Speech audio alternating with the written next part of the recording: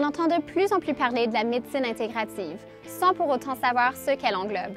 Dans cette capsule, notre équipe découvrira quelle part l'homéopathie peut avoir au sein d'une approche intégrative.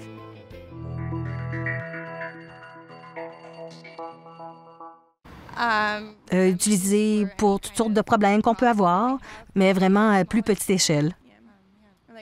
Comme des maux chroniques, ouais. Comme soulager les maux majeurs, pas nécessairement les diagnostics généraux. Je connais des gens qui utilisent ça, donc c'est une méthode qui est plus douce, mais c'est sûr que moi j'aurais plus tendance pour des choses plus graves à utiliser des médicaments traditionnels. Un peu tout, mal de tête, le rhume, la fièvre, je pense un peu tout. Voilà, j'ai une tante qui utilisait beaucoup l'homéopathie en prévention, mais voilà, après je ne sais pas jusqu'où ça peut aller. Alors en tant que gynécologue, je ne pourrais actuellement plus me passer du tout d'utiliser l'homéopathie au quotidien. En effet, l'homéopathie va pouvoir résoudre beaucoup de problèmes liés à des déséquilibres.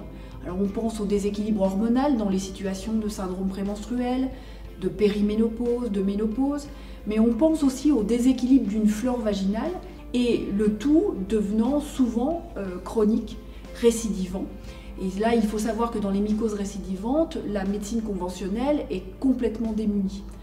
L'homéopathie a un grand avantage en soins de support, en oncologie. L'homéopathie va permettre d'adjoindre au traitement conventionnel des traitements, des médicaments qui vont diminuer les effets secondaires en toute sécurité. C'est ça qui est important quand on compare l'homéopathie à d'autres thérapeutiques complémentaires. Il n'y a pas d'interaction médicamenteuse. La médecine intégrative est en fait un concept qui est né aux États-Unis dans les années 1990 et qui consiste à penser qu'on peut intégrer pour le bien du patient la médecine conventionnelle qu'on nous apprend dans les facultés de médecine et les thérapeutiques complémentaires. Le tout servant à ce que le patient aille mieux ou voire même à ce que le patient ne soit pas malade. Donc on a beaucoup dans la notion de médecine intégrative cette notion de prévention qu'on oublie un petit peu de temps en temps dans la médecine conventionnelle. L'avenir de l'homéopathie, eh bien, il faudrait avoir une boule de cristal pour le prédire. En tout cas, ce que je sais, c'est que l'homéopathie a un passé qu'on connaît déjà bien. Ce n'est pas une mode, parce que sinon l'homéopathie aurait disparu.